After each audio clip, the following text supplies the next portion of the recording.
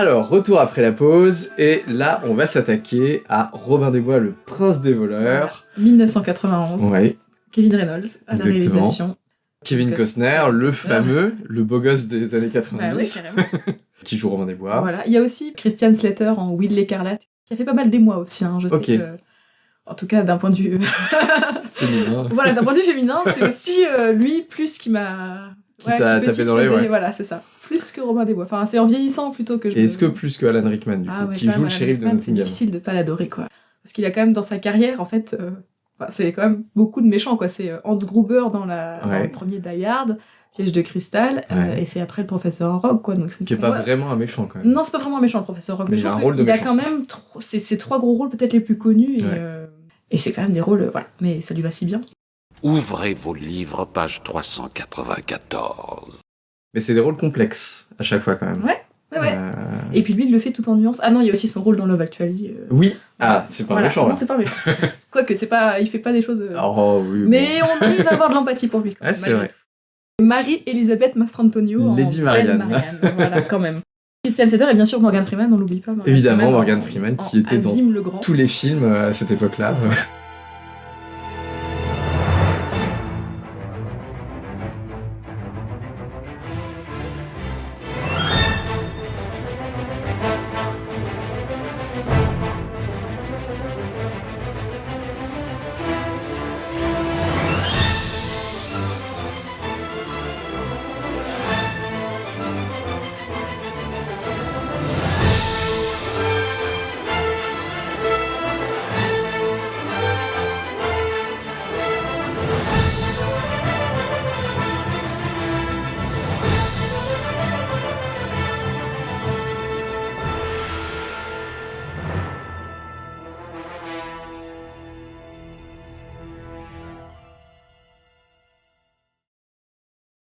Alors, qu'est-ce qu'on en pense ? Donc toi, c'est vraiment ta Madeleine de Proust. Moi, c'est vraiment un film que je connais depuis toute petite. Après, je pense que c'est quand même peut-être interdit au moins de 10 ans ou 12 ans. Je sais pas, mais je sais que mes parents l'ont un peu censuré, mais on l'avait quand même en cassette. Mais il y a quand même des scènes un petit peu difficiles à voir. Mais alors moi, ce film, ça fait partie des films comme un petit peu Jurassic Park, pour ceux qui connaissent, ou Retour vers le futur. Ça fait partie des films que je ne suis incapable de regarder en anglais, parce que c'est forcément en français. Pour les répliques et tout ça, mais là attention parce que je suis déjà tombée à la télé sur une autre VF. La VF québécoise du coup Non, pas québécoise, non, vraiment, il y a eu 2 versions. Et donc je me suis un petit peu plus renseignée pour cette vidéo parce qu'il y a effectivement la VF d'origine pour le cinéma, qui est vraiment très très bien, enfin vraiment avec des répliques, etc., qui fonctionne très bien. Et il y a eu une autre VF en fait pour la ressortie en version longue et en DVD qui date de 2003, et cette VF elle est vraiment horrible quoi. Donc ceux qui ont déjà qui connaissent la VF d'origine et qui ont déjà connu cette VF, forcément ça arrache les oreilles. Mais il y a un truc particulier avec la VF de Robin des Bois. Parce que donc il y a Morgan Freeman, et d'habitude Morgan Freeman il a vraiment un doubleur attitré qui est Benoît Alman, qui est vraiment cette grosse voix qui fait Tony le Tigre, enfin voilà, qui est un peu sage, très reconnaissable. Si j'ai bien compris, vous pensez que votre client, qui fait partie des hommes les plus riches et les plus puissants du monde, est en fait un justicier qui passe ses nuits à massacrer à main nue de pauvres criminels. Et c'est ce genre d'homme que vous avez l'intention de faire chanter ?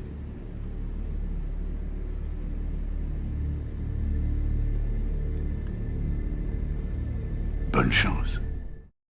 Et dans Robin des Bois, Morgan Freeman n'est pas doublé par Benoît Alman, parce que c'est Petit Jean qui a sa voix. Et qui poursuit nos enfants. Nos enfants ? Parce que tu te considères comme un des nôtres ? Non, comme votre chef. Jean le Petit, pour vous servir. Et donc en fait c'est assez... Et pourtant ça marche très bien, mais du coup là Morgan Freeman a un doubleur très peu connu. Dans celle d'origine du coup. Dans celle d'origine, donc dans la VF que j'adore quoi. Mais du coup voilà, c'est Petit Jean ou Jean le Petit qui a le doubleur normalement qui est attitré à Morgan Freeman. Et pour ça je trouve ça très intéressant. Et donc malgré ça, t'as quand même réussi à bien te plonger dans Robin des Bois.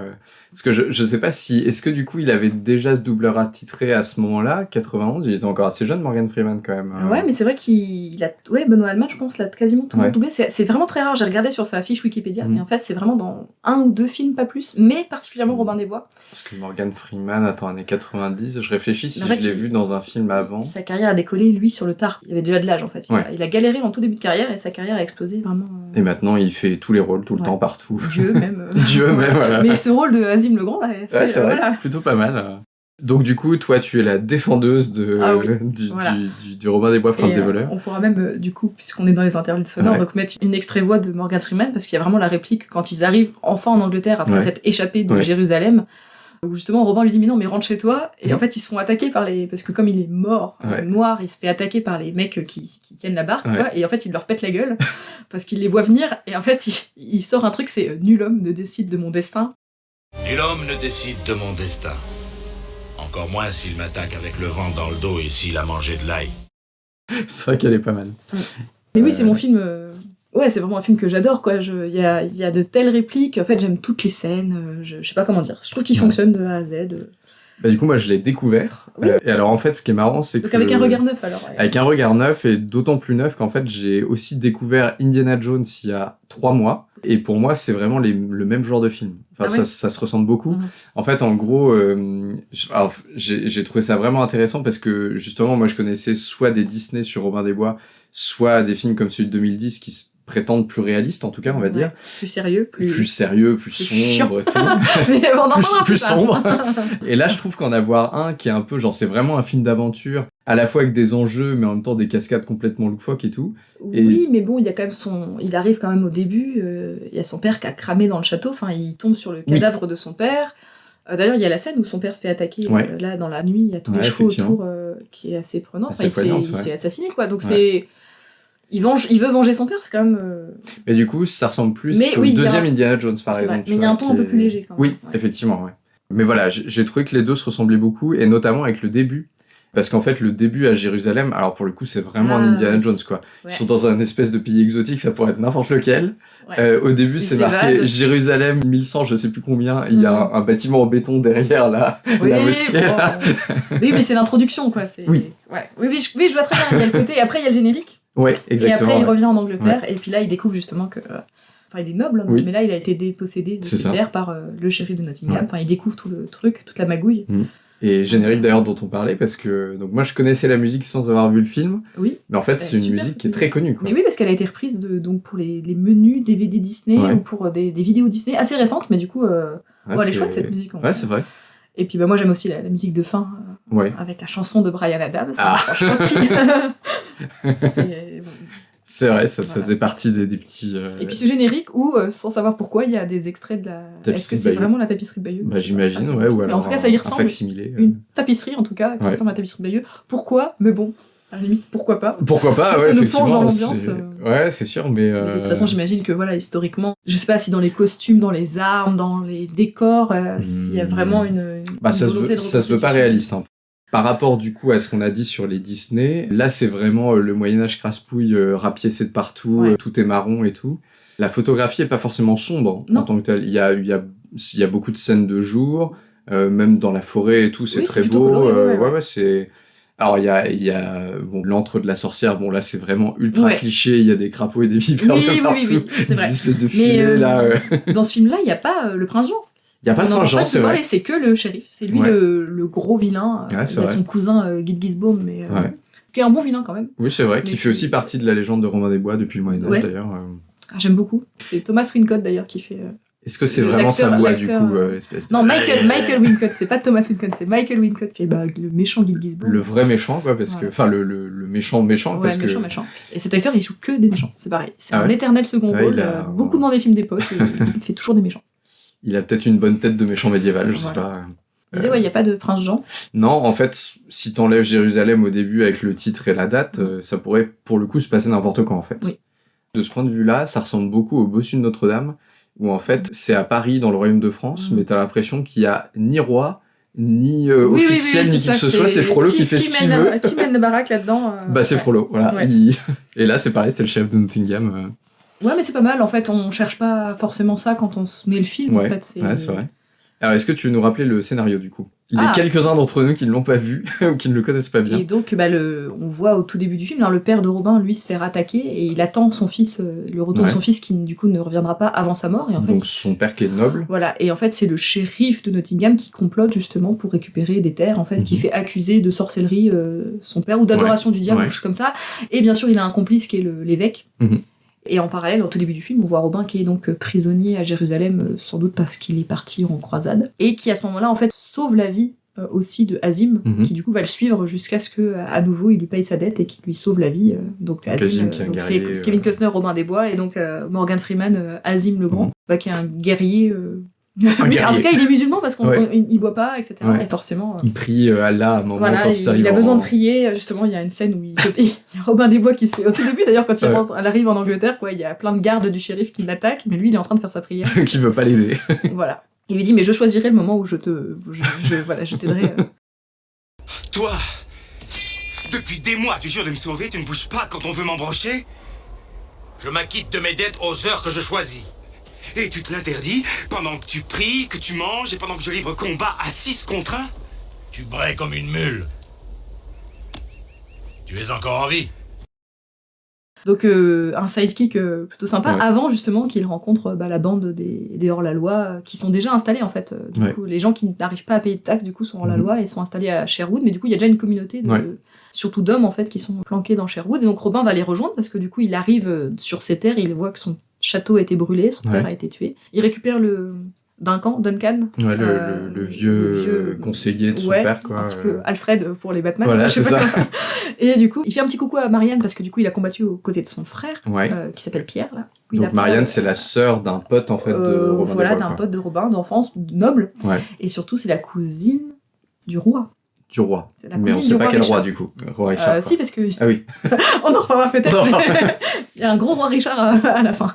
Ah oui, c'est vrai, on peut pas passer à côté. J'ai oublié. C'est difficile d'oublier. Donc en fait, le contexte historique est plus fourni que ce que je pensais. Oh oui, parce que. Mais bon, historique ou pas, parce que bon, on va dire quand même qu'à la fin, au mariage, à la toute fin, dernière scène de Robin et de Marianne. Oh, le spoil. Il y a quand même le spoil. Je vais interdire ce mariage. Majesté. À moins que je ne l'amène moi-même à l'hôtel.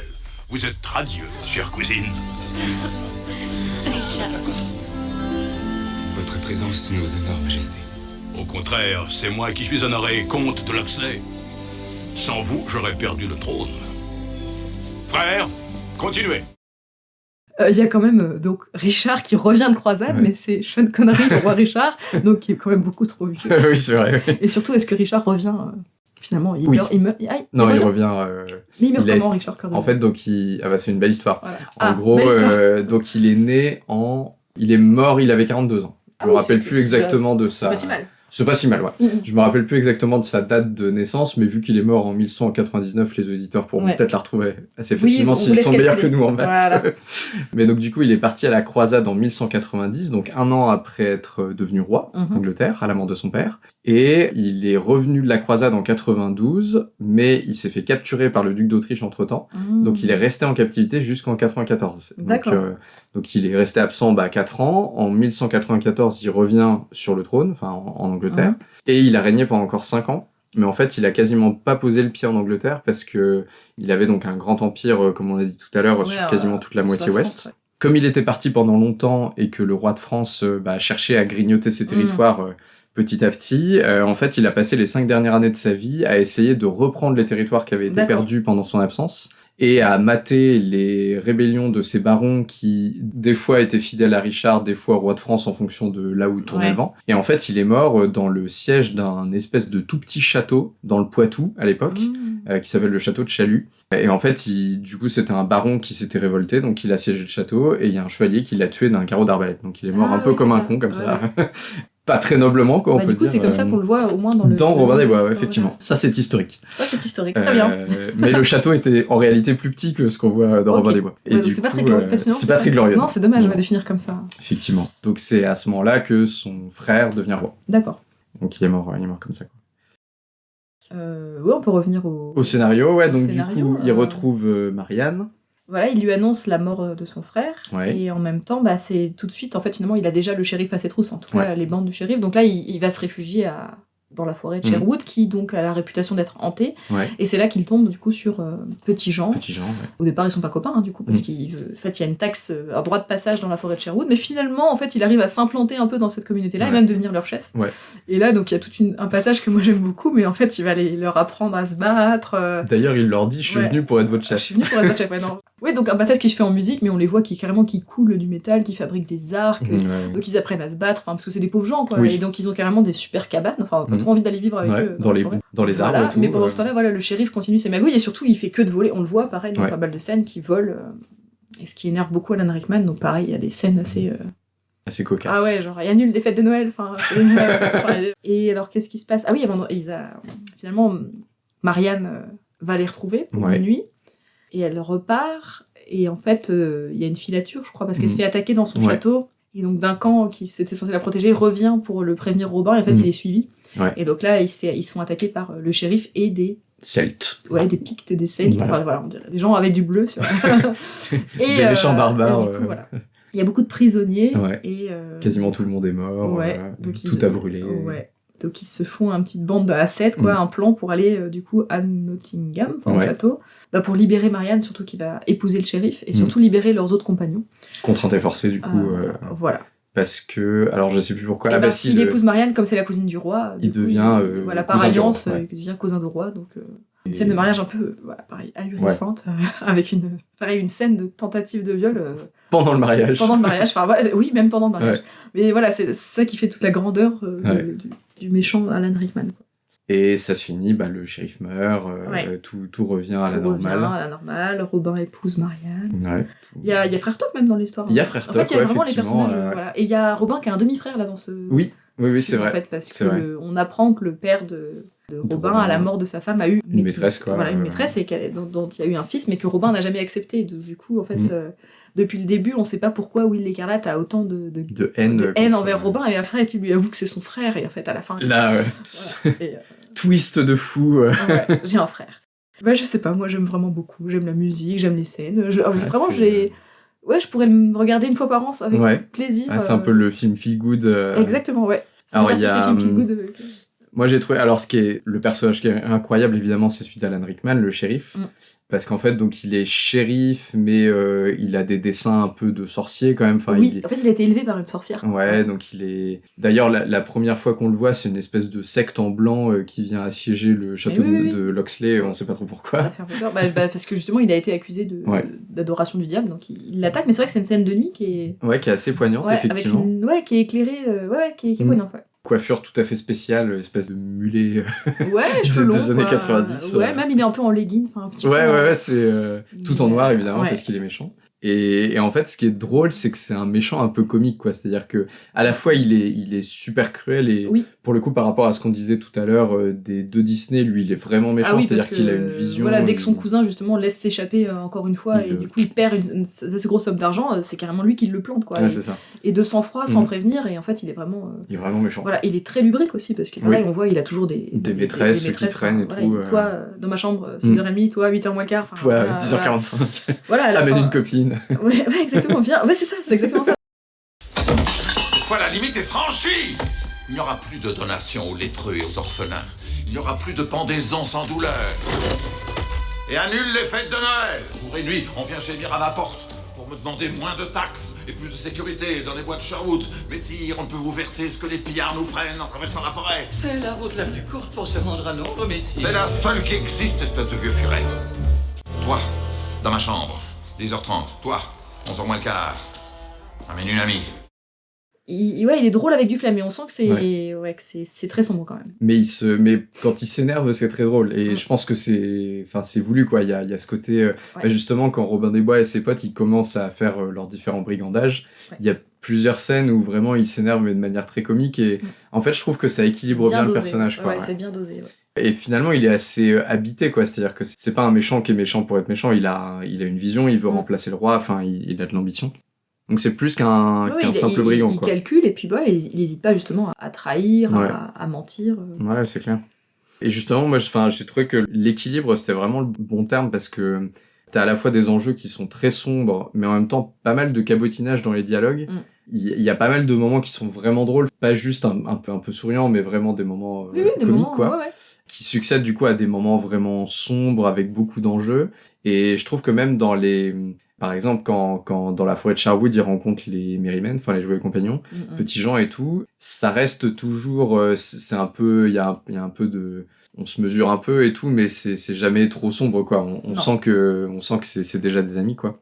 Et ouais, j'ai trouvé que c'était finalement bien équilibré, effectivement. Alors bon, cela étant, bon, c'est pas du tout, il n'y a pas du tout de volonté réaliste ni historique. Pour le coup, Non. c'est vraiment une légende. Donc à la rigueur, c'est un peu comme les légendes du 15e siècle de Robin des Bois, quoi. C'est du folklore, quoi. Enfin, Oui, et puis pareil, il y a toujours le côté Kevin Costner qui est un très bon archer, Ouais, qui se bat bien. ouais, c'est vrai, effectivement. Petite scène de beau gosse quand il se lave dans la cascade et, oui, tout, et et que alors, Marianne ce arrive. n'est pas lui, c'est-à-dire C'est vrai qu'il a demandé pour cette scène à avoir une doublure. une doublure fesses. Ah Donc en fait, on voit les fesses de Kevin Costner, mais ce ne sont pas vraiment les siennes. Mais c'est rigolo, oui, parce qu'il y a Marianne et sa bonne, enfin, Ouais, sa- sa bonne, sa- ouais, qui s'approche. Et donc oui, voilà, on voit qu'il prend son petit bain dans la cascade.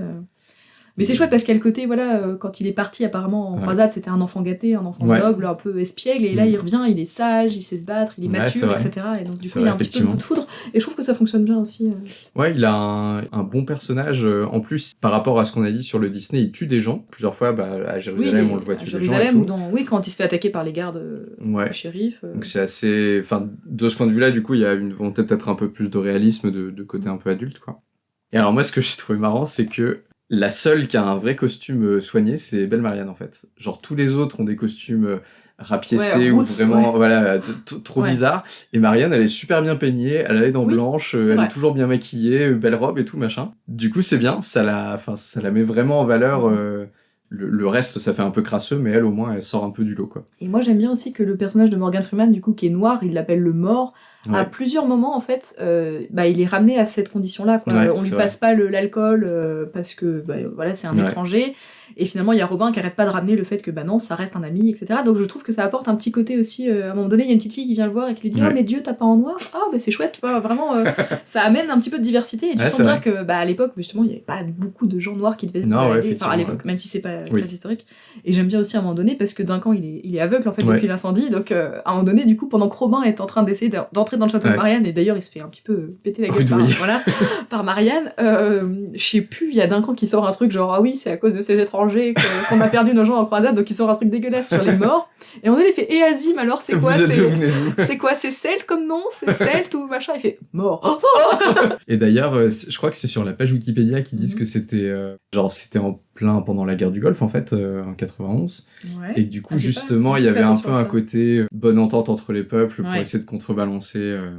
Et en fait, je me suis dit, en termes d'esthétique, ça fait presque un peu Tim Burton quand même, des fois, non ? Ah oui, tu trouves ? Dans certains, notamment avec la sorcière, le shérif aussi, qui est très... dans sa coiffure, dans son esthétique, dans son côté un peu je trouve que c'est pas la même patte, mais oui.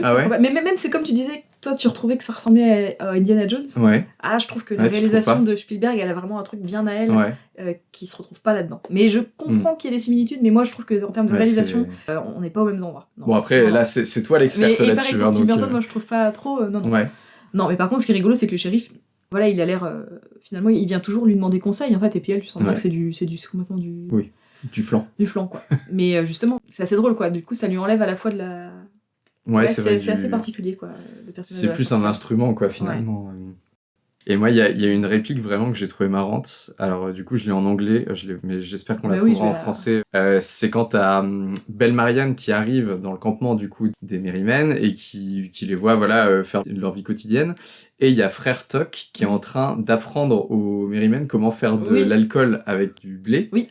Et il dit, j'avais trouvé ça marrant, genre, ça, vous voyez, c'est du blé et n'importe quel... je sais pas comment n'importe quel fou peut le manger. Oui. Et en fait, Dieu l'a plutôt... Machin nous a donné la bière. La bière, qui est quand même un moyen beaucoup, mais beaucoup plus élevé français, de... c'est ça. Voici le bon grain. Le manger est à la portée de tous les imbéciles, mais notre Seigneur, dans sa divine sagesse, a prévu une meilleure façon de le consommer. Élevons une prière de remerciement à notre Créateur qui, dans sa gloire céleste, nous a donné la bière. Et puis même, finalement, le dernier plan du film, c'est, en fait, il y a le mariage, etc., mais c'est un regard caméra, et c'est Frère Toc qui dit il est temps d'aller vider quelques shopping, et hop, shopping, et quelques petits clins d'œil. Et ça, je trouve ça génial aussi. Et alors là, pour le coup, Frère Toc, c'est un ivrogne complet, quoi. La première fois qu'on le voit, il est complètement choper avec pété. ses bidons de bière, Ouais, c'est... Mais il y a une scène assez marquante parce que justement, il y a que Robin qui accepte un petit peu Azim. Ouais. Et en fait, à un moment donné, il va sauver Fanny, donc la femme de Ouais. Jean, parce qu'elle est en train de faire naître le 8e enfant. Et en fait, on voit qu'elle en couche, là, ça se Elle passe pas bien galère, du tout, elle galère. Et en fait, bon, je sais pas du tout si c'est historiquement réaliste ou quoi que ce soit, mais on comprend que du coup, Azim lui fait une césarienne en fait. Ouais, Il s'est dit, ouais, dans mon pays, c'est comme ça qu'on délivre certaines juments. Et en fait, bon, bah. Je pense pas, enfin. Oui, parce que du coup, elle est encore voilà. vivante. Mais bon, après, elle est encore vivante et tout se passe très bien, mais en tout cas, voilà. Et donc, du Ouais. coup, les gens l'acceptent vraiment à ce moment-là. Ouais, c'est vrai. Parce qu'il sauve cette femme et qu'il fait un truc, il fait ah oui, mais voilà, ça y est, Mais alors, d'ailleurs, moi, j'étais vraiment comme sûr ça qu'elle qu'il allait devient mourir Never. pendant la scène, en fait. Je Bah, pensais que justement, il sauvait l'enfant, Il mais sauvait pas la l'enfant, mère. voilà. Bon, ouais, c'est pour ça, je pense que c'est un peu. Ouais, c'est. Mais cela étant, c'est vrai que la médecine arabe pouvait faire figure de référence Oui, aussi voilà. pour certains Donc, médecins européens. Donc, c'est quand même une scène, voilà, parce que ça sort de nulle part. On sait pas, on l'a déjà vu Fanny, la femme de Jean, mais on voit Ouais. pas forcément qu'elle est enceinte. Et là, en fait, voilà, elle a. Ouais, c'est vrai. Et parce qu'il y a aussi le petit loup, parce qu'au départ, justement, Robin se fait un peu accepter par Petit Jean, parce que finalement, il a sauvé. C'est le petit loup qui est dans l'arbre, son fils, son plus grand-fils, qui se fait capturer à la fin, et du coup, pareil, il va se faire prendre. Du coup, justement, il faut aussi aller aider le petit loup. Donc là, on voit qu'il a son 8e fils, et donc à la fin, Fanny aussi va se battre pour aller sauver son fils. Et d'ailleurs, il y a encore une scène où Robin des Bois doit sauver quelqu'un de la pendaison, finalement. C'est quand même le 3e film. Oui, c'est vrai, c'est vrai. Avec les 2 Disney, et puis... Mais oui, puis il tire sur la corde. Là, sur la corde, voilà, ouais, effectivement. C'est pas mal, cette scène. Et puis, il sauve aussi son demi-frère, qui se fait attraper. Non, moi, j'aime bien toute cette séquence, justement, de... Parce qu'ils sont que 8, mais voilà. Ouais, effectivement, ça fonctionne plutôt bien. En fait, je trouve qu'il y a pas... Enfin, tout fonctionne dans ce film. Si on... Il n'y a pas trop de longueur, en plus. Il est assez long, mais tout a vraiment sa place. Ouais, le rythme fonctionne, les personnages fonctionnent, les dialogues fonctionnent, la musique fonctionne. La musique fonctionne bien. J'étais sûr que c'était Goldsmith, moi. Et ben, c'est Trevor Jones, je crois. Non. Je sais plus. Ah si, attends, je crois que j'ai noté, c'est Michael Kamen. Inconnu au bataillon. Bah, ça marche très bien, Michael Mais ça marche bien, ouais. Franchement, par rapport aux légendes initiales de Robin des Bois, il y a un thème qu'on revoit dans plusieurs, c'est la lutte au bâton avec Petit Jean. Oui. Pour passer une rivière, donc ça fait partie des premières légendes. C'est vrai, en fait, on le voit dans le premier d'ailleurs. Dans le premier, on le voit dans celui-là, alors on le voit pas dans le Russell Crowe après en 2010. Mais non, mais ça j'en parlerai parce que justement ça fait partie des choses qui me chagrinent dans ce film. Il manque des côtés un peu, Ouais, c'est vrai, pour traverser une rivière et puis ils se battent au bâton, Ouais, et ça on le trouve vraiment dès les premiers récits, quoi, ça fait partie du folklore. Ah oui, ils se rendent compte comme ça et ils commencent par se battre justement avant de se dire bon, allez, on va faire finalement ça va, on est plutôt potes et tout. Mais d'ailleurs, elle est bien celle-là dans le 91 parce que c'est pas juste, par exemple, dans le 52, dans celui de 1952, c'est plus un rite de passage, quoi. C'est-à-dire que voilà, ils se battent parce que ça fait partie des histoires de Robin des Bois et puis ça finit comme ça. Alors que dans le 91, il y a vraiment toute une histoire où du coup, Petit Jean s'aperçoit à ce moment-là que c'est pas juste un voyageur qui se balade, mais que peut-être. Il est aussi hors la loi, Donc un beau film. Ouais. Pour le coup. Ah bah c'est bien, au moins on est d'accord sur celui-là. Alors je pense que je l'aime pas autant que toi, évidemment. Moi je le regarderai pas une fois par an. C'est toujours comme ça, c'est sûr quand il y a des... Enfin voilà, c'est ce qu'on appelle les madeleines, quoi. C'est sûr, des trucs qu'on apprécie depuis qu'on est petit, on a toujours un regard, on a le même regard en fait, on a du mal à désaimer ce genre de film. Mais est-ce que t'as d'autres films comme ça Ah bah oui, c'est mon petit moment ça. Ah bah vas-y. Il va y avoir Willow de Ron Howard, c'est vraiment avec Warwick Davis et donc Val Kilmer, c'est vraiment un des films que j'ai vraiment le plus regardé enfant, que j'adore. Pareil avec une musique de James Horner.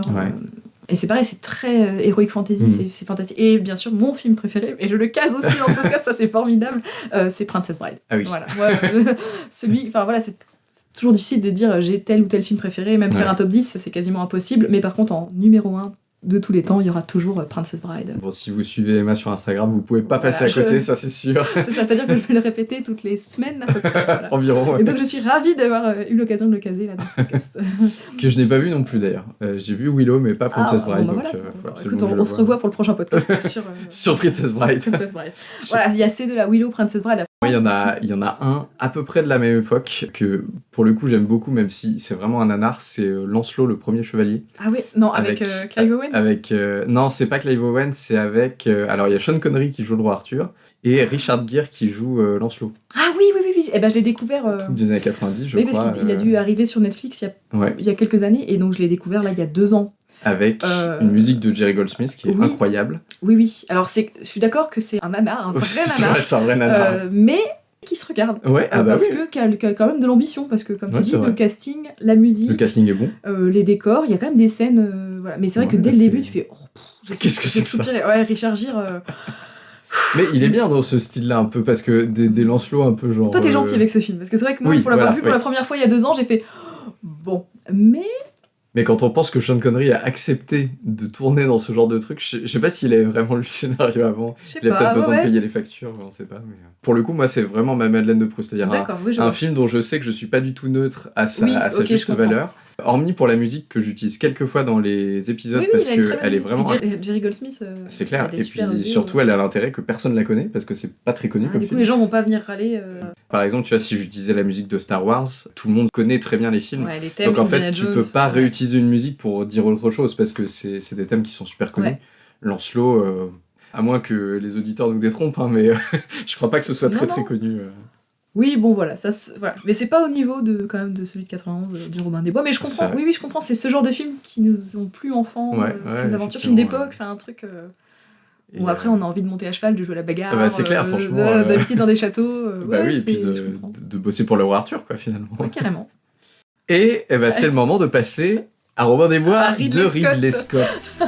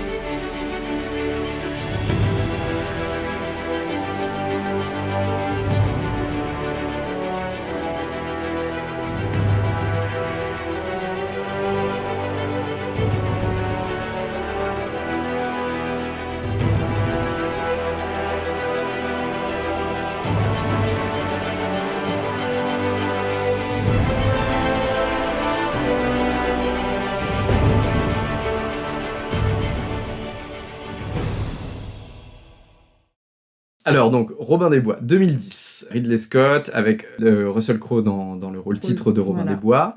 Beaucoup de grands acteurs quand Et même. oui, franchement, il y a un gros casting. Hein. Ouais, Il y a Max von Sydow. Ouais, qui joue Il y a- le père de Ouais, Robert vieux Loxley. Le vieux Loxley, ouais, c'est ça. Bah, il y a Kate Blanchett Ouais. en Marianne. Loxley aussi, du coup. Ouais. Oscar Isaac En Prince en Jean. Prince Jean. Alors ça, Voilà, avec sa française, mais je ne sais pas. Léa Seydoux. Léa Seydoux, mais je ne sais pas quel rôle elle a, mais bon. bah, je pense que c'est... Ah non, c'est avant Isabelle d'Angoulême. Je l'ai lu. Si, Je Isabelle l'ai lu, Angoulême, mais si, parce qu'il la seul. présente. Ok, Si, bah, ouais. parce que j'ai revu ce film D'accord. il y a quelques jours, alors que je ne l'avais Contrainte pas vu et forcée. Contrainte et forcée, alors que je n'avais pas vu depuis le cinéma, donc depuis 2010. 14 ans. 14 ans. voilà. Qui en a encore... Il y a William Hurt qui joue donc le chancelier. je Ouais. crois, voilà. Et toi, William oui. Marshall. Oui. Voilà. Et Mark Strong en méchant. En méchant, oui. Ouais. Voilà. Godefroy. Voilà, Godefroy, que moi j'aime bien cet acteur. Ouais, Mais qui a franchement, été ça beaucoup, par fonctionne contre, bien. là, dans les années 2010, il a enchaîné pas mal de rôles. Ouais, il a fait plein de trucs, méchants. effectivement. Richard Cœur de Lion, je crois pas connaître cet acteur. Non, Ah, et il y a Matthew McFadden qui joue le shérif de Nottingham. c'est vrai. Oui. Grande surprise. Moi, quand je l'ai vu, je me suis dit, non, waouh.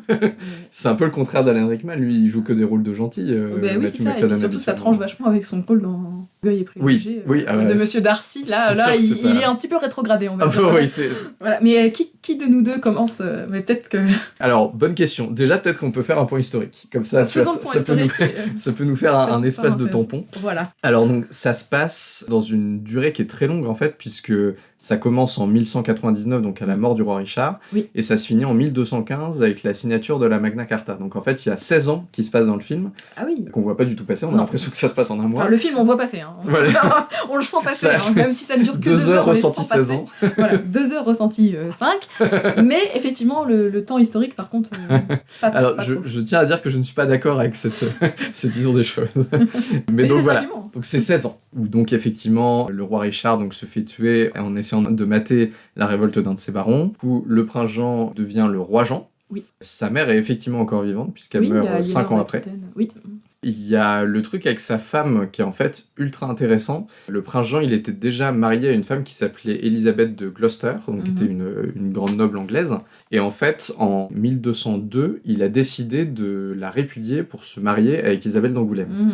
Et alors, la fameuse Léa Seydoux dans le film. Et en fait, il y a 2 hypothèses. La première, c'est qu'il était vraiment amoureux d'elle, ce qu'on peut pas exclure. Et la deuxième, c'est que c'était un mariage qui l'arrangeait beaucoup, parce qu'en gros, la terre que possédait le père d'Isabelle d'Angoulême était une terre stratégique clé pour faire le lien entre ses domaines d'Aquitaine et ses domaines du Poitou. Et donc, bon, il y a peut-être les deux, hein, on sait pas, mais...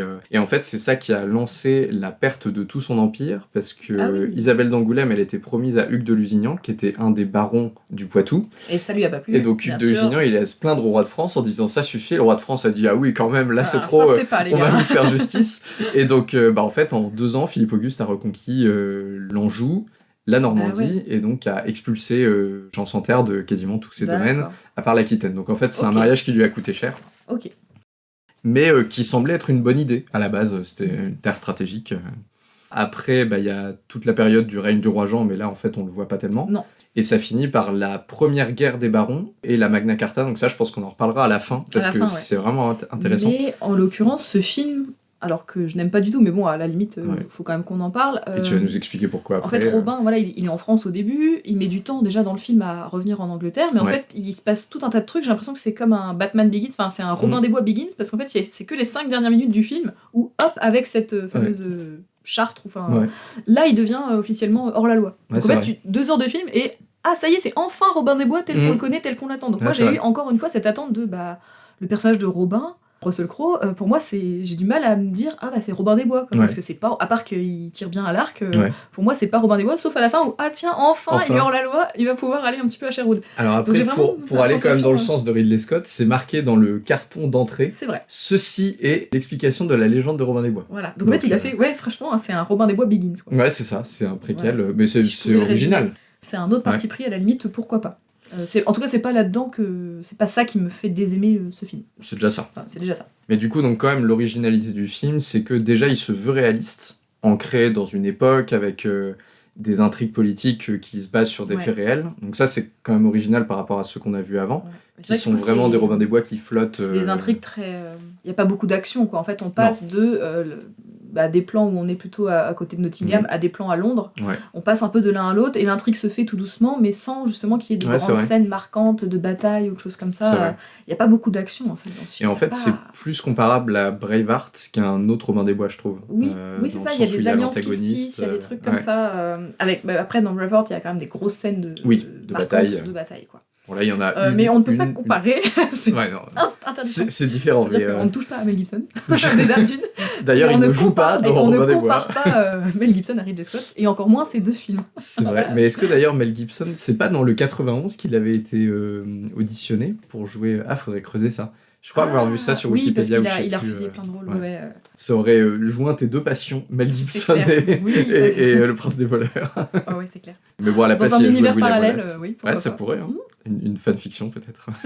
Il y a ce point de vue-là un peu original, un peu réaliste. Il y a aussi du coup le fait que ça se passe après la mort de Richard. Oui, il meurt en début de film, en fait. Il meurt en début de film, mais après, la première c'est le séquence reste. de film. Ce qui est intéressant parce que du coup, il n'y a plus de question de fidélité au roi Richard comme moteur de l'action de Robin des Bois puisqu'il est mort. Ça, c'est assez original quand même, finalement. Oui, mais du coup, le moteur est ailleurs et il met du temps à se mettre en place et du coup, je trouve que moi, ça m'emmène pas, quoi. C'est vrai. Je te laisse quand même développer. Faisons peut-être le scénario déjà, du coup, pour ceux qui ne l'ont pas vu. Ok, vas-y, parce que toi, t'es... Ok. Voilà. Donc du coup ça commence, alors si je me rappelle bien de tout, je l'ai vu il y a pas très longtemps, mais je mélange un peu tous les Robins des Bois maintenant. Ça commence donc à la mort de Richard, donc au siège du château de Chalus. On a un peu un aperçu de la croisade parce qu'à un moment Robin des Bois dit ses 4 vérités au roi, en disant voilà, vous avez massacré tout le monde à Jérusalem et c'est pas comme ça que je vois un roi. Il y a quand même un roi Richard un peu ambivalent, quoi, qui est pas vraiment présenté à son avantage, quoi. Il est quasiment obèse, il boit du vin et tout. Il est sur la fin, quoi. Il est sur le déclin, quoi. Donc, il prend un carreau, donc il crève, voilà, ça c'est terminé. Et en gros, Robin des Bois se retrouve un peu par hasard à devoir ramener la couronne du roi Richard en Angleterre. Oui, c'est vrai. En se faisant passer pour Robert de Locksley, qui était un des proches de Richard Cœur de Lion. C'est ça. Qui se fait prendre en embuscade par le méchant. Voilà. Donc le méchant, c'est Godfrey, c'est un Anglais qui est plus ou moins un espion français, en fait. Enfin, en tout cas, qui se bat plutôt pour le royaume de France. Ouais. Tout en prétendant être un proche de Jean Santerre. Donc il joue un peu double rôle. Et alors lui, 100% salaud, c'est juste un méchant. Il aime tuer des gens et gagner de l'argent. Donc du coup, il se fait passer pour Robert de Locksley, il ramène la couronne, et après, en fait, il a promis au vrai Robert de Locksley d'annoncer sa mort à son père. Et de ramener l'épée. et de ramener l'épée à son père. Voilà. Sachant que sur le fourreau de l'épée, il y a une inscription marqué, qui rappelle quelque chose à Robin. Rise again. Parce qu'il est un peu amnésique, Robin. Et Oui. du coup, il voit un truc sur l'épée, il dit il avait que ça me 6 parle. ans. Ouais, il avait 6 ans, mais bon. Peu En même importe. temps, il avait 6 ans. C'est vrai, il il avait aurait 6 pu ans. s'en souvenir. C'est l'amnésie post-traumatique, on va dire. Voilà, ça arrive. Et puis il est allé à la guerre, peut-être qu'il s'est fait taper sur la tête un certain nombre de fois. Mais là, déjà, dans le film, moi, c'est un truc qui me plaît pas trop, c'est qu'il y a déjà Robin et toute sa bande. En fait, donc, il y a déjà Will l'Écarlate, il y a déjà Petit Jean. En fait, c'est tous les compagnons les 4-5 compagnons. Militaires, quoi. Enfin, Voilà, militaires, et du coup, ils sont déjà... Enfin, c'est des compagnons d'armes, quoi. Donc. Mais par contre, à part Russell Crowe, qui est un peu développé parce que c'est le héros du film, les autres, ils sont là. Un peu et du coup, archétypaux, ils sont pas du tout présentés, ils ont pas d'importance dans le film, à part qu'ils sont toujours là, et c'est toujours les sidekicks un petit peu rigolos. C'est pas du tout comme dans tous les autres films, donc les 3 autres dont on a parlé, où c'est des personnages à part entière, qu'on aime bien, qui ont vraiment un passé, je sais pas, une profondeur de personnages. Oh, bah là, les 3, non, ils sont juste là, ils savent bien se battre, donc c'est bien pratique pour toutes les batailles, pour toutes les scènes d'action, ils sont là. Et sinon, ils sont vraiment là pour faire pouet les nichons de la nana, pouet je bois une bière, pouet machin. Il y a que Russell Crowe qui est toujours sérieux, qui est monolithique. Ah non, il y a un moment où il joue un jeu quand même. Il essaie d'arnaquer Petit Jean avec son jeu des petits pois, là, des petits gobelets, 5 minutes sur 2 heures, mais c'est vrai que sinon... c'est déjà bien. Ce pauvre Russell Crowe, il y a un manque de charisme assez criant. Alors, ça, on reviendra là-dessus, attention. On y reviendra. Mais bon, c'est vrai, effectivement, ils ont déjà les compagnons. Voilà, ils sont déjà là, quoi. Et d'ailleurs, finalement, c'est un peu comme les 3 mousquetaires. Il y a que D'Artagnan / Robin des Bois qui est développé, et les autres, c'est juste des ressorts comiques. C'est des ressorts comiques, ouais. Paf, prends ça, les 3 mousquetaires. On parle bien de celui qui est sorti il y a pas longtemps, hein. Faites pas semblant. Et il y a juste Frère Toc qui arrive à un moment donné. Pareil, c'est le nouveau prêtre qui arrive curé de la paroisse. avec ses abeilles et son miel et du coup l'hydromel. Ils arrivent à Loxley, qui est un espèce de village un peu idyllique, au milieu de la forêt et tout. Mais le problème, c'est que à cause du prince Jean et du shérif de Nottingham, qui d'ailleurs menace un peu Marianne. Voilà, en fait, ils ont plus trop à manger, ils ont trop de taxes et tout, ils arrivent plus à semer le blé. Et donc en fait, en arrivant, le père de Marianne et donc le père de Feu Robert, qui désormais est mort, a une idée de génie. Il dit puisque t'es là, Robin, tu seras mon nouveau fils. Ouais, tu vas te faire passer pour on va faire comme si mon fils était pas mort. Parce que sinon Marianne n'a plus de mari et du coup, si je meurs à ma mort, elle aura rien, alors que le shérif va reprendre les terres. Voilà, et c'est surtout Marianne qui tient un peu. C'est ça, qui tient. Kate Blanchett qui tient un peu les rênes du truc. Voilà, celle qui fait tout. Elle est justement au départ montrée comme quand même assez forte, indépendante. Un peu la femme seigneur qui mène sa baraque, quoi. Et au départ. Donc du coup Robin il est plutôt d'accord parce que donc il devient noble et en plus il épouse Belle Marianne facilement quoi. Et donc à partir de ce moment-là tout va bien, c'est-à-dire qu'en fait ils attendaient un peu Robin des Bois pour se sortir les doigts du faut le dire. Hein. Oui. Et donc désormais Robin est revenu donc tout va mieux, tout va bien dans le village de Loxley ou Nottingham, je sais pas comment ça s'appelle. Il y a une prise de conscience à un moment donné justement sur son passé. Sur son passé, effectivement, qui est un peu de trop d'ailleurs pour le coup. Ouais, le flashback est pas très utile. Ouais, le passé un peu traumatique où justement son père a été assassiné, mais son père essaie déjà de se battre pour ces idéaux-là. C'est ça, pour les idéaux de liberté, on va dire. De liberté, et du coup Robin va reprendre ça. Le flambeau paternel. Voilà, il y a une belle... C'est une des seules scènes que j'apprécie dans ce film, une belle scène de discours en fait. Ouais. Où là, il y a le roi qui est là, et puis il lui dit un peu aussi ses 4 vérités, et ça, ce discours est un peu... c'est pas mal, il est pas mal cette scène. Oui, parce que donc, le problème c'est que Godefroy, donc le méchant, étant donné que le roi Jean a besoin d'argent, il a dit, donnez-moi des soldats, je vais aller chercher votre argent. Donc il part comme ça pour aller piller l'Angleterre, pour ramener des taxes. Sauf qu'en fait, les soldats en question, c'est des soldats français. Donc le roi Jean, il s'est fait complètement berner. Et en fait, Godefroy sème un peu la zizanie dans le but que ce soit la guerre civile. Ça divise le royaume. Et que les Français puissent envahir facilement l'Angleterre. Oui. Robin et les barons font comprendre au roi Jean que c'est la merde. Donc ils s'unissent, ils vont repousser le débarquement des Français. Oui, c'est vrai. Et à la fin, le plot twist final... Le roi Jean décide que finalement il ne signera pas la charte sur laquelle il s'était mis d'accord. Alors qu'il leur avait promis. Il leur avait promis. À la toute fin, quoi. Et donc il est vraiment méchant. Et il déclare que Robin des Bois est désormais hors la loi. Voilà, c'est ça. Alors qu'il l'a un peu aidé quand même à... C'est vrai, ce qui n'est pas très gentil. C'est pas très sympa. Donc voilà à peu près le plot de la fin. Et là, il y a le côté, le film se finit avec « Ah, mais mon Dieu, c'est tellement injuste !» Et après, voilà, on a envie de voir la suite, mais du coup, on a vu que le début. On a quand même une petite scène de Robin et Belle Marianne qui vivent leur meilleure vie dans les bois. Donc finalement, on se dit que c'est pas si mal. Ouais. Et écoute, dans ce cas, je te laisse le micro. Qu'est-ce que t'en penses Moi, je ressors mes notes parce qu'en fait, faut dire que ce film, je l'ai découvert donc en 2010 au cinéma. Et vraiment, au cinéma, ça m'avait pas laissé un souvenir. Voilà. Et donc là, forcément, j'ai quand même été obligée de le revoir pour pouvoir un petit peu en parler avec un peu des arguments. Ouais. Et donc, ce que j'ai noté en point positif, c'est qu'il y a une belle BO. Dans ce film, la musique, elle tient bien la route, c'est très bien. Mark Streitenfeld. Voilà, pareil, moi je le connaissais pas ce nom-là. Mais il a fait Prometheus aussi, je crois. Oui, donc aussi de Ridley Scott. On sent que c'est un film qui a du budget. Et donc Oui. ça se tient au niveau des décors, des costumes, etc. Voilà. Mais ce film, déjà, les couleurs sont complètement absentes. Ce Oui. film, il est gris, ça, on était d'accord au moins là-dessus. Il est complètement sous-saturé. Comme Kingdom of Heaven, comme Ouais. Le Dernier Duel, en fait, c'est vraiment Ouais. la patte de Ridley Scott, quoi. Oui, mais là... pour le Napoléon, coup, j'ai pas vu, mais j'ai c'est pas encore peut-être, vu Napoléon. je pense que ça a l'air C'est vrai d'être que là, la même chose. moi, il faut dire que je suis assez fâchée avec Ridley Scott depuis un certain temps. Donc là, Depuis quand Ah. Dis-nous tout. bah, tu vois, moi, j'aime pas Kingdom of Heaven déjà. Ah ouais Ouais. Et alors, tout ce qu'il a fait sur Alien, Prometheus, etc., c'est une catastrophe. Ok. Quoi. Donc, Ridley Scott, arrête, s'il te plaît. Arrête. Et surtout là, le Gladiator 2, enfin bref. Donc tu aimes Je Ridley suis- Scott voilà, jusqu'à le- Gladiator, c'est ça Voilà, j'aime le début de Ridley Scott. Oui, Gladiator, voilà. Ok. Et c'est ça qui me dérange, c'est déjà, pour moi, Russell Crowe, là ça fait pas le job en Robin, mais bon, Ouais. peu importe. Je suis le fil de mes notes. J'ai mis que pendant la première heure, le film installe son intrigue, mais en fait, il se passe pas davantage de choses dans Mhm. la deuxième moitié du film. Donc Ouais. pour moi, il y a pas de scène marquante, il y a pas de tension. Mhm. C'est un film qui est assez mou, qui décolle jamais vraiment. À part, je le disais, la scène un peu de beau discours. Ouais. Il y a un très beau plan, enfin l'approche de la bataille. Il y a vraiment Avec des le très cheval, belles là, séquences, ouais. peut-être filmées en drone, en tout cas de Ouais. vue, Donc vue ça, aérienne. ça se très, passe très en belle. fait au pied des falaises, peut-être vers Douvres, j'imagine, Oui, dans le voilà, sud de parce que c'est l'Angleterre. un débarquement français, donc cette Ouais. scène de bataille, en fait, c'est un peu la grande scène de bataille du film, on l'attend Ouais. un petit peu. Mais finalement, c'est très beau, mais c'est pas tant réussi que ça. Je déplore un peu dans ce film l'absence de climax. Mhm. Et puis bon, ce que on avait déjà expliqué, hein, le côté c'est un peu le Robin des Bois Begins, mais ça, Ouais. pourquoi pas, à la limite, le parti pris. Alors, ce qui m'a vraiment tué, c'est que donc Marianne, qui quand même est présentée comme un peu une femme forte, qui Ouais. tient ce truc, et bien à la fin, du coup, ils se disent au revoir au moment où Robin va aller se battre. Ouais. Et puis finalement, on voit qu'elle est là à la bataille parce Ouais. qu'elle a fait un peu comme Éowyn, en fait, Ouais. elle s'est déguisée en homme Ah. avec du coup les petits sauvageons de la forêt Ouais. qu'elle aidait, là les petits orphelins. Et donc elle vient se battre, donc il y a un peu le côté ah ouais, ok, badass, Badass la quand meuf, même, quoi. Je me mets une armure et tout, enfin voilà. Mais Donc je vais me battre like a man, mais en fait en 2 minutes elle se prend un C'est- coup par le c'est méchant. plié. Dans 2 minutes elle est dans la flotte. Et résultat du coup elle se fait sauver par Robin. Ouais. Enfin il est obligé d'aller la secourir et à la fin carrément à la fin de la scène il la porte dans ses bras quoi. Oui. C'est vraiment la damoiselle en détresse. Donc là j'ai mis pour un C'est parti clair. pris un peu féministe c'est complètement raté quoi. alors qu'en plus, elle passe tout le film à le repousser, en fait, plus Ouais, ou c'est ça. moins, Oui. à garder de la distance. Ouais. Ce qui fait que moi, déjà, la love story, j'y crois pas trop. Quoi. Il y a des petites scènes de rapprochement et tout, mais bon, voilà. Et je dis, même Aliénor d'Aquitaine dans ce film, elle est assez insignifiante et on la montre un peu comme une vieille reine hein, qui a un peu peur aigrie. de son fils. Ouais. Ça, c'est Oscar Isaac, du coup, qui fait Jean Santerre, qui en fait un peu Mhm. des tonnes, mais à la limite, pourquoi pas. Ça fonctionne bien. Il a des lentilles bleues, ça, pourquoi, mais bon. C'est vrai Voilà. J'ai pas Et remarqué. pareil, j'ai déjà expliqué ce qui me plaisait pas avec le côté des compagnons de Robin qui sont Ouais. juste là pour faire les sidekicks rigolos. Et puis, voilà. Et puis, Léa Seydoux. Léa C'est vraiment Seydoux, parce qu'elle est qu'est-ce qu'elle fait française. là, Mais ouais. voilà, qu'est-ce qu'elle fait là? Mais de toute façon, on se demande ce qu'elle fait là. Dans tous les films. Dans tous les films. Pauvre Léa Seydoux. En Mais fait, donc elle voilà, a moi, toujours ce- le même rôle, Léa Seydoux. C'est toujours Ah ouais. la meuf insupportable qui fâche tout le monde, quoi. Puis ouais, c'est ça, qui a pas de substance, quoi, je sais pas. Ouais, c'est vrai. Mais bon, à la limite, là, on la voit pas beaucoup, mais c'est vrai que ce film, du coup, on a des séquences à Londres avec le roi, on a Mhm. des séquences avec Robin, mais vraiment, pour moi, ça décolle jamais, et Ouais. ça n'a beau durer que 2 heures. Pour moi, c'est un film qui est très Ressenti chiant, très long, quoi. voilà, ressenti très long. Il se passe pas grand-chose, c'est pas palpitant, j'ai pas de tension, je suis pas émue.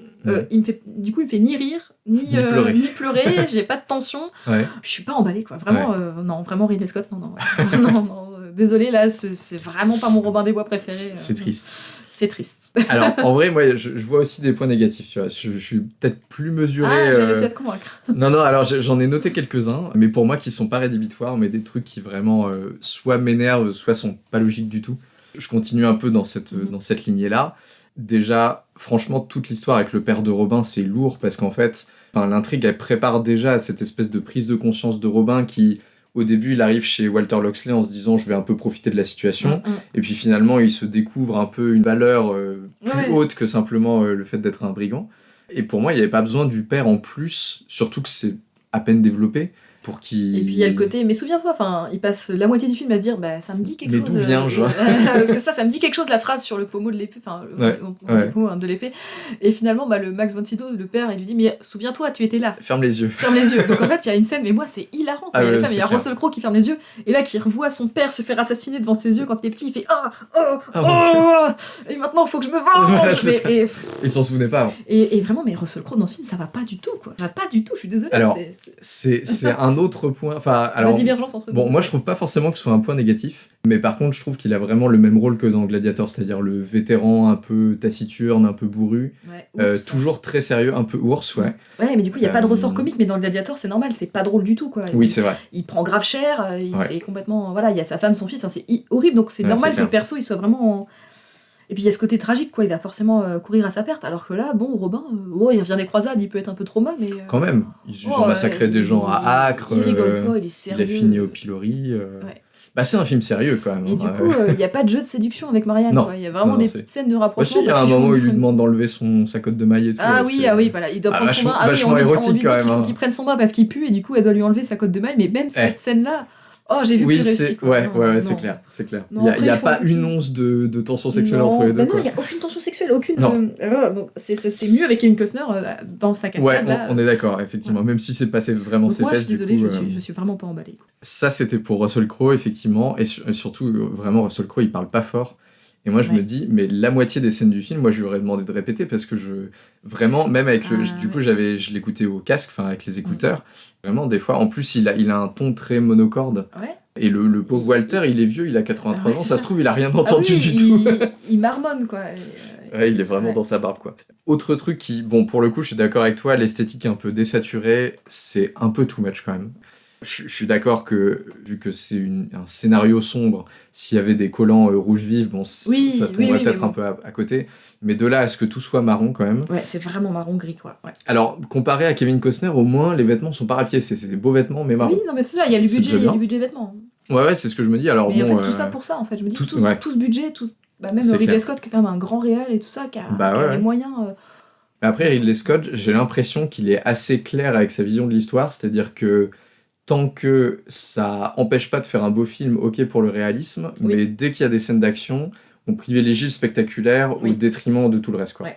Genre les flèches enflammées, moi ça m'énerve, on les voit dans tous les films, alors que déjà ça a quasiment jamais existé, et puis c'est pas du tout une bonne idée en vrai, tu vas brûler ta flèche, quoi. Donc bon, enfin ça c'est un peu pour le spectacle, quoi, mais par contre le truc en vrai historiquement ça aurait été parfait si c'était 2 siècles plus tard, genre à l'époque de la guerre de 100 ans, parce qu'en fait, en termes de... les côtés complot avec des agents doubles entre ça aurait bien marché. Et puis même en termes d'esthétique de vêtements, en fait, Robin des Bois et ses potes, c'est des archers. Il y en avait plein dans les armées anglaises, mais plutôt à partir de la fin du XIIIe. Et sinon, ça fonctionne très bien. C'est des arts qui, pour ce que j'en connais, pour l'avoir étudié en master, ça fonctionne très bien. Honnêtement, enfin, ça colle vraiment à une esthétique 14e, début 15e siècle, mais pas à l'époque du roi Richard. Mais bon, en même temps, ils y peuvent rien. Robin des Bois, c'est un archer, et voilà, faut bien faire quelque chose avec des arcs, quoi. Même si c'est pas trop l'époque. C'est pareil, son seul moment de panache avec l'arc, c'est la toute scène de fin. Ouais. Et pareil, enfin... C'est mon frère qui m'a fait penser à ça ce midi, mais en fait, le méchant, du coup, se barre avec son cheval sur la plage, mais il va côté falaise. En fait, si on regarde le plan, c'est ridicule, parce qu'il dit, je vais m'échapper, mais en fait, les gars, c'est de l'autre côté, parce que c'est une plage, en fait, entourée de falaises. Oui, c'est ça. Tu te dis, mais en fait, t'essayes de te barrer, mec, mais ça marchera jamais. Et donc là, il y a vraiment... il se barre très très loin à cheval, et Russell Crowe qui tire son arc, et qui, du coup, cette fois-ci, le tue, parce qu'au début du film, il lui envoie déjà une flèche, mais du coup, il lui fait une cicatrice sur le côté. Ça marche bien, ça, d'ailleurs. Oui, ça va, ça marche. Bah justement, moi j'ai trouvé que ça faisait partie du côté un peu réaliste, parce que en fait Robin des Bois c'est un peu cartoon à chaque fois avec son arc, tu vois, c'est-à-dire qu'il fait des trick shots impossibles à faire dans la vraie vie. C'est un arc magique. C'est un arc magique, ouais, alors que là au moins il y a un côté vraiment réaliste, c'est-à-dire que en fait Robin des Bois il tire à l'arc mais pas mieux que ses potes, et en fait leur boulot c'est de tuer des gens à la guerre, quoi. C'est pas de tirer sur des cibles. D'ailleurs il n'y a pas de concours d'archer cette fois. Il y a pas vraiment, comme tu dis, à part le dernier moment où il tue Godefroy qui se barre à cheval, il n'y a pas vraiment Mais du coup, j'ai pas trouvé l'essence de Robin des Bois, en fait. Il y a que sur ce dernier plan, on se dit, ah oui, d'accord, il a tiré une flèche. Il s'est bien tiré à l'arc. Mais sinon, avec son arc tout Russell Crowe, tout le film, on se dit pas, ah ouais, ce mec, c'est Robin des Bois, ça c'est mon Robin des Bois. Non. Il y a beau avoir Petit Jean et Will les Carrés. D'ailleurs, il s'appelle jamais Robin des Bois, il s'appelle Robin Locksley. Ou Longstride. Longstride, finalement, il devient Locksley parce qu'il fait semblant, enfin, il fait pas semblant, mais il se fait passer pour le Robert Locksley. Je crois. Est-ce que c'est pas à la fin le prince Jean qui dit celui qui se dit Robin des Bois ou je sais pas quoi? Oui, mais c'est vrai que sinon, on ne dit pas du tout son nom. Non. Donc bon, à la rigueur, au moins, c'est raccord, quoi. Oyez! Par décret royal, Robin Longstride, connu sous le nom de Robin des Bois, et tous ceux qui lui donneront asile ou l'assisteront sont déclarés hors la loi du royaume. Tous leurs biens pourront être confisqués et leurs personnes exécutées par tout gentilhomme anglais, au nom du roi.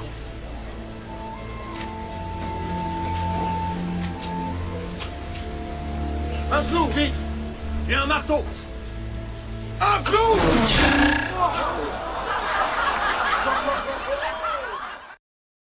Si vous voulez revoir ce film, épargnez-vous. Ouais. Vous gagnerez 2 heures à ne pas le voir.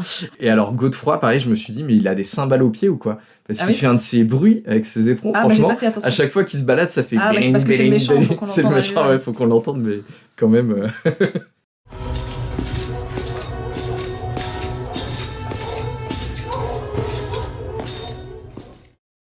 Bon, ça c'était pour les mauvais points. Parce que moi parce que j'en t'as ai quand même trouvé des points. plein de très bons. D'accord. En gros, je propose deux types de bons points. Il y a les bons points du film en général, et il y a des moments en particulier qui m'ont fait me dire, en le revoyant, parce que je l'ai vu plein de fois. Tu l'as vraiment vu plein de fois. Je l'ai vraiment vu plein de fois. Moi, c'est vraiment Ah un ouais. film que j'aime beaucoup. Déjà parce D'accord. que j'adore les arcs. Enfin, j'ai fait mon mémoire de master dessus. C'est un truc qui me touche pas mal. J'aime beaucoup Russell Crowe aussi. Je sais pas, peut-être que quand je l'ai vu, j'étais plus dans cette vibe-là que toi, on va dire. Et du Oui. coup, c'est un film que j'ai plaisir à revoir, quoi. Mais donc, à chaque fois que je le revois, et là en particulier parce que je prenais des notes, je Oui, m'arrêtais c'est ça, quand il y avait des t'avais pas trucs. le même regard, t'étais beaucoup plus... J'ai noté des choses qui vraiment m'ont fait me dire ça c'est pas mal quand même. Alors bon, déjà sur le global, moi je trouve que c'est un film qui est magnifique esthétiquement. Il y a vraiment plein de scènes dans la forêt de Sherwood avec l'espèce d'arche brisée là qui mène au domaine de Loxley. Pareil quand ils arrivent à Londres avec la Tamise, les grands il y a des beaux voiliers plans, ouais. avec il y a à part vraiment la des beaux plans. colorimétrie qui est vraiment fade. Oui, il y a Ouais, des tout beaux le reste plans, ouais. est. Bah, en fait, par exemple, les tenues sont très fades, mais il y a des moments, genre quand ils se battent dans les collines, c'est vert, mais Oui. électrique, quoi, tu vois. Enfin, même les scènes de la bataille finale avec les falaises et tout, franchement, ça rend plutôt bien.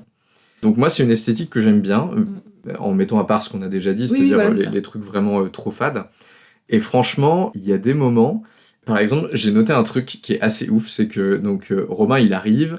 Il demande à voir Walter Loxley et il tombe sur Marianne, tu vois, qui est en train de ferrer son cheval, là. Et en gros, du coup, comme il sait pas que c'est elle, enfin, il sait pas que du coup c'était la femme de Oui, Robert c'est ça. Loxley. Il lui balance ça. Il lui balance, voilà, bah, il Ouais. est mort, c'est comme ça.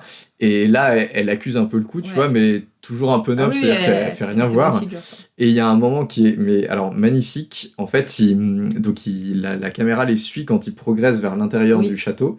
Ils passent sous une arche. Et donc il y a un moment où en fait Belle Marianne est dans l'ombre avec la musique au même moment et l'expression. Ça fonctionne vraiment bien. C'est-à-dire qu'elle est ultra stoïque, mais le plan nous montre que c'est vraiment un coup très dur pour elle, quoi. Ouais. Et en fait, c'est un truc assez subtil. Et moi, j'ai mis pause et j'ai revu le truc et je me suis dit, ça vraiment, c'est signifiant, quoi. Oui, c'est ça. Elle peut pas fondre en larmes ou hurler. Non. Et donc tu la vois, c'est- hop, elle se retourne, elle le regarde pas et Ouais, elle c'est avance clair, vers et- le. Et elle se retourne au moment où elle tombe dans l'ombre de la porte, en fait, tu vois. Mais c'est un truc très fugace. Et j'ai Ouais. trouvé que c'était une Oui, il y a une idée de mise bonne en idée Là, il y a de la mise en mise en scène, tu scène. vois. Ouais. Pareil, il y a un truc que j'ai beaucoup aimé, c'est donc t'as Robin des Bois dans un de ses rares moments d'impertinence. Il est en train de faire son jeu là, donc ils sont dans le campement du Oui, roi son Richard. jeu des gobelets, quoi. Son Il y jeu a des gobelets. Un petit pois caché sous 3 gobelets. Et il faut trouver le gobelet, c'est compliqué, enfin le petit pois. Et donc Petit Jean le croit pas, donc ils se mettent à se battre et tout, Ouais. machin truc. Et il y a le roi Richard qui est en visite incognito dans Oui, son un petit propre peu, campement, ouais. voilà, qui du coup sermonne un peu les soldats parce Ouais. que en gros Petit Jean en se battant, je crois qu'il lui met une tarte ou je sais Oui. pas quoi. Et en gros, le roi Richard, il se dit, bah tiens, on va faire un petit sondage. Donc il demande à Robin des Bois ce qu'il pense de sa croisade. Et Robin des Bois, bah, il lui dit clairement qu'il trouve que la croisade n'est Ouais. pas du tout une bonne idée, qu'ils se sont comportés comme des salauds et tout. Et en fait, moi, il y a un truc que j'ai beaucoup aimé, c'est une réplique où il dit, alors du coup en français, ça doit être un truc du style... Je l'ai regardé en anglais aussi, en fait. Donc, je quand peux il pas te disait dire. She knew that we would be godless. Donc il parle d'une personne de Saint-Jean d'Acre qu'il a dû massacrer sur l'ordre Ouais. du roi Richard. Oui, Et il d'une dit, femme. une femme, ouais. Et il dit, elle me regardait sans colère, mais elle savait qu'en Ouais, fait, que en Dieu nous- faisant ce ouais. qu'on faisait, que Dieu nous abandonnerait, quoi. Ouais. Auras-tu l'honnêteté de dire à un roi une vérité qu'il ne veut pas entendre? Que penses-tu de ma croisade? Dieu sera-t-il satisfait de mon sacrifice?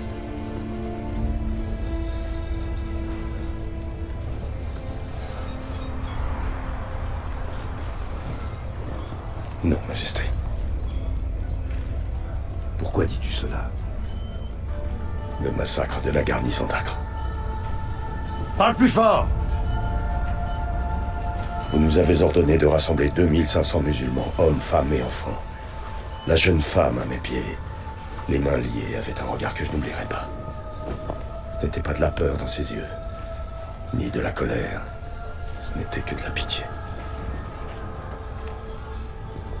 Car elle savait que quand, sur votre ordre, les lames de nos épées s'abattraient sur leur tête, à ce moment, nous serions sans Dieu. Tous. Sans Dieu.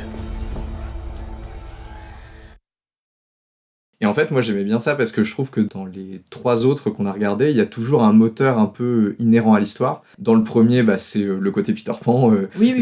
Robin des Bois qui est toujours de bonne humeur et qui est toujours prêt à faire plein de trucs. Dans le Disney, il y a l'amour de Belle Marianne et l'amour du peuple. Oui. Dans Le Prince des voleurs, il y a la vengeance. Oui. Et là, justement, ce que je trouve bien, c'est qu'en fait, ça fait quoi ? Ça fait 20 minutes de film. Ouais. On se rend compte qu'en fait... La mauvaise des croisades. Ouais, il sait absolument pas où aller, quoi. Il a plus rien qui l'anime. Ah oui, il y est a au milieu de rien nulle qui part. l'attend. Il y a rien qui l'attend en Angleterre. Et du coup, il y a ce moment de flottement que justement je trouve intéressant, oui, tu vois. Ouais. Mais c'est pour ça qu'au début du film, on se dit, mais en fait... Mais qu'est-ce qui se passe ? Mais qu'est-ce qui se passe en fait Où ça va ? Pourquoi il rentre en Angleterre ? C'est vraiment parce qu'il tombe sur l'embuscade, c'est ça qu'il se retrouve mêlé au truc. Mais sinon, en fait, au départ, effectivement, au début du film, il a pas de but. Ouais, c'est vrai. Il a pas de quête ou de vrai raison d'être là. Ouais. Et c'est pour ça que justement, je trouve que le truc du père sert à rien. Parce qu'en fait, en arrivant à Nottingham, il le trouve, en fait, ce truc-là, voilà, justement. C'est un peu la boucle bouclée. Ouais.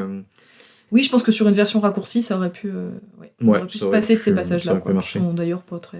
Et alors, par contre, franchement, qui peut croire qu'il revient à Londres et que personne connaît Robert Loxley, qui était le meilleur pote de Richard, mais c'est pour ça que ça m'agace, en fait. Il revient à Londres, direct, il serre la main, et il y a des mecs qui font « Ah oui, je t'ai bien connu petit, mon petit gars, allez, et passe le bonjour à ton père, passe le bonjour à Sis. » Et lui, forcément, Russell Crowe, ce n'est pas Robert de Loxley, donc il ne sait pas, il fait « Oui, très bien, monsieur, je passerai le bonjour. » Mais et tu te dis, bon, les gars, c'était quand même il n'y a pas si longtemps, enfin, c'est clair. Ça peut être vite grillé, il suffit que tu lui demandes alors comment va...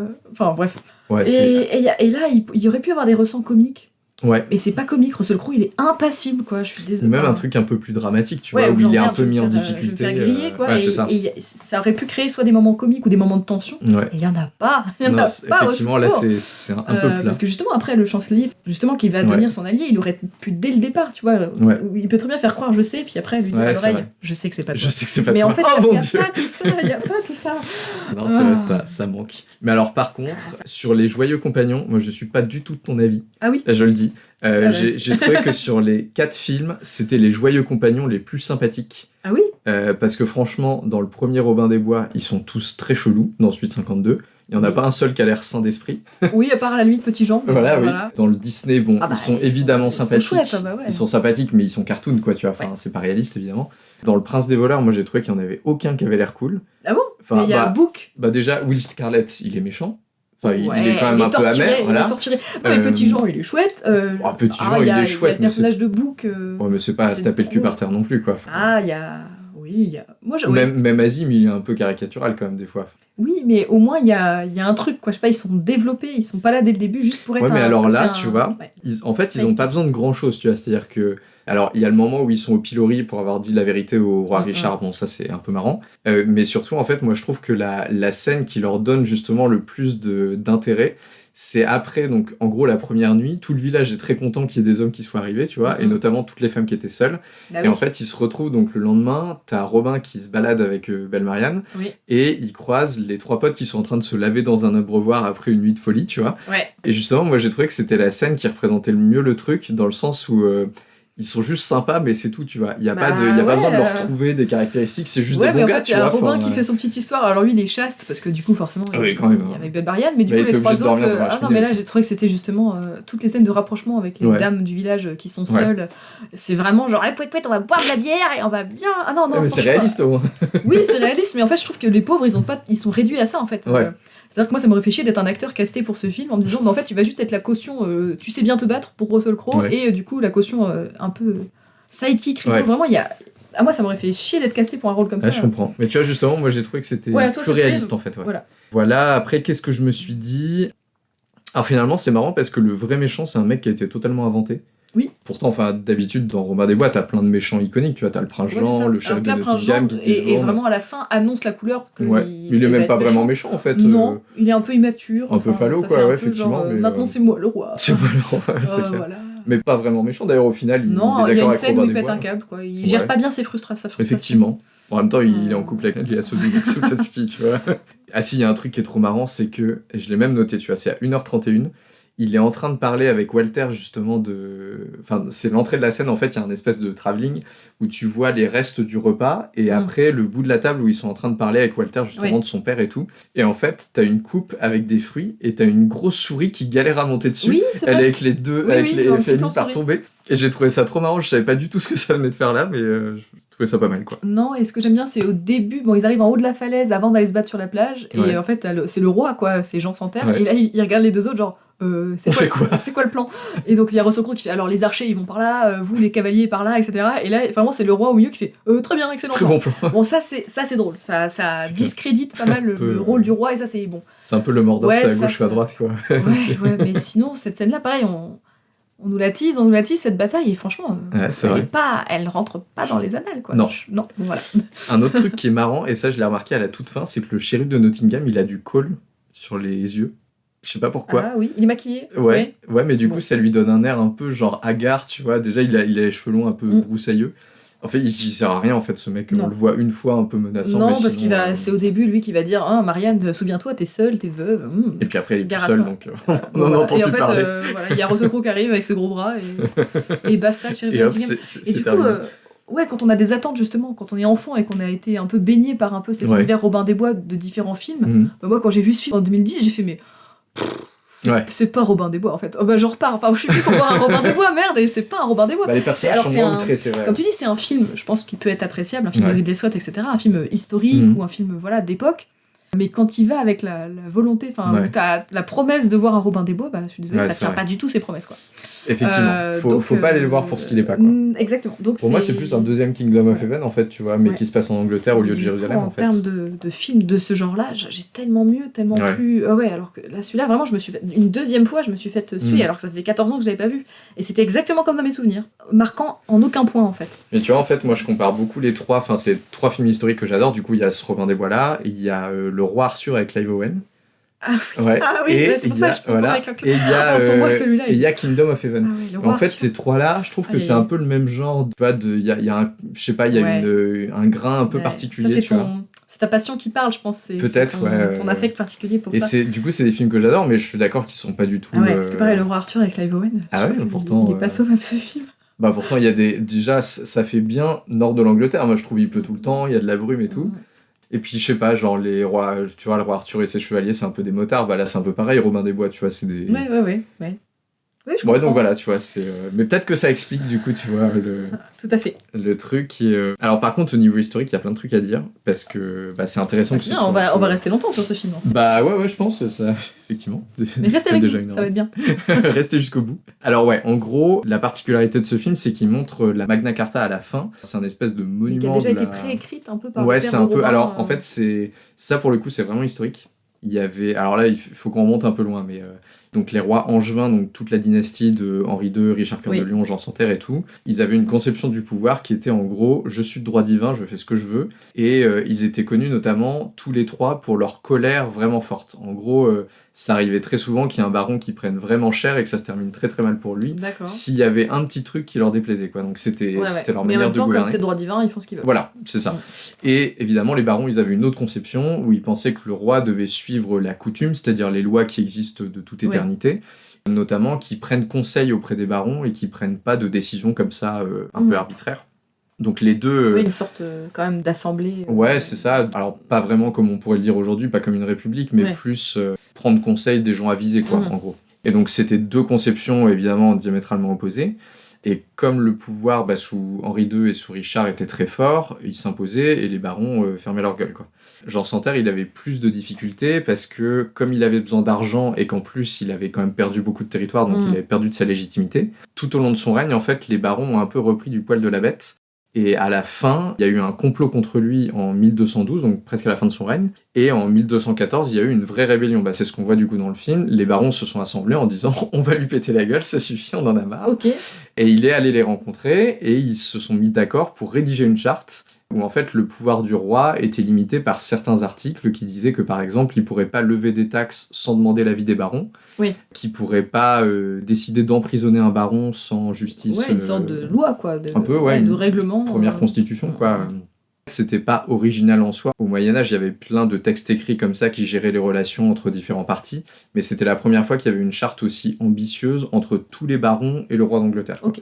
Et en fait, ils étaient tous les deux d'accord, mais le truc qui a tout fait foirer, c'est qu'en gros, les barons ont demandé à ce qu'il y ait un conseil de 35 barons qui suivent la mise en œuvre de la charte. En gros, si le roi ne mettait pas en œuvre la charte, le conseil des 35 barons lui disait « Attention, sinon ça va recommencer ». Donc assez logiquement, juste après la signature, personne n'a voulu vraiment suivre la charte, parce que les barons ont dit « Si vous acceptez pas le conseil des 35 barons, nous on repart en guerre ».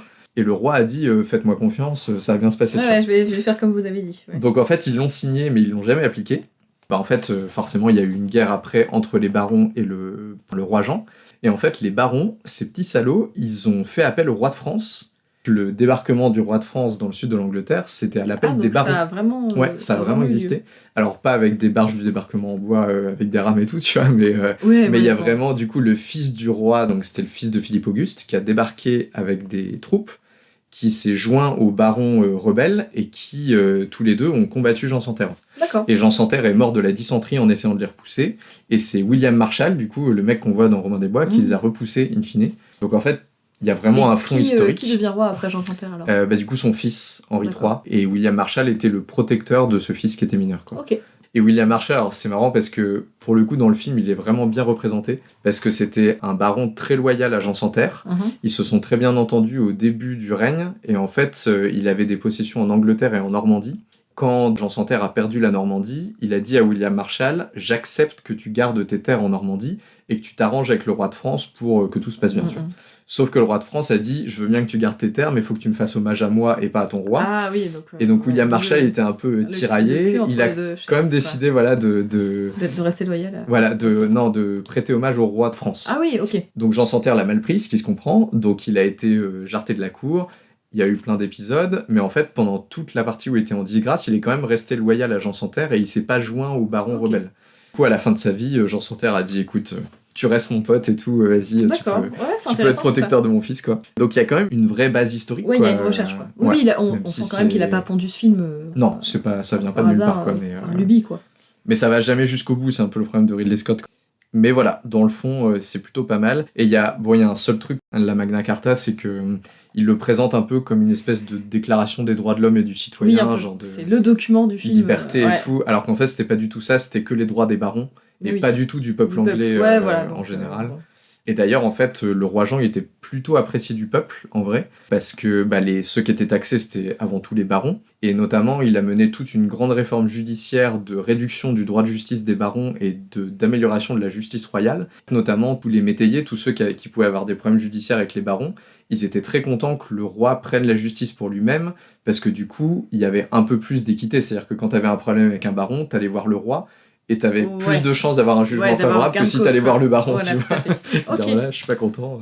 Donc un personnage assez ambigu, quoi. Oui, c'est ambigu, tu vois, pas forcément méchant, mais l'histoire l'a jugé un peu sévèrement, quoi. Oui. Mais quant à Robin Longstride, fils d'un tailleur de terre, pour s'être rendu coupable de vol et d'incitation au désordre et avoir usurpé le titre de chevalier et de père du royaume, crime passible de la peine capitale, j'ordonne qu'à compter de ce jour, il soit tenu pour un hors-la-loi et traqué comme tel quand il sera en vie, jusqu'à ce qu'au privé de sépulture, son corps soit livré en pâture aux loups et aux corbeaux.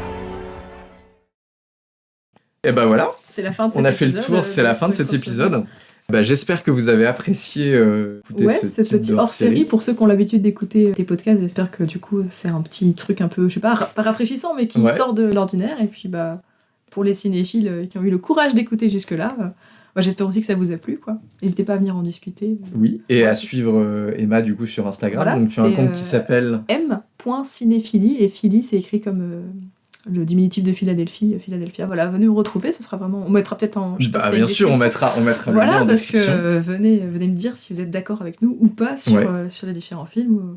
S'il y a des choses qui vous ont interpellé, s'il y a des choses qui vous plaisent, venez nous en dire, ça me fera très plaisir de pouvoir en discuter. Et même avec toi, parce que t'es aussi présent sur Instagram.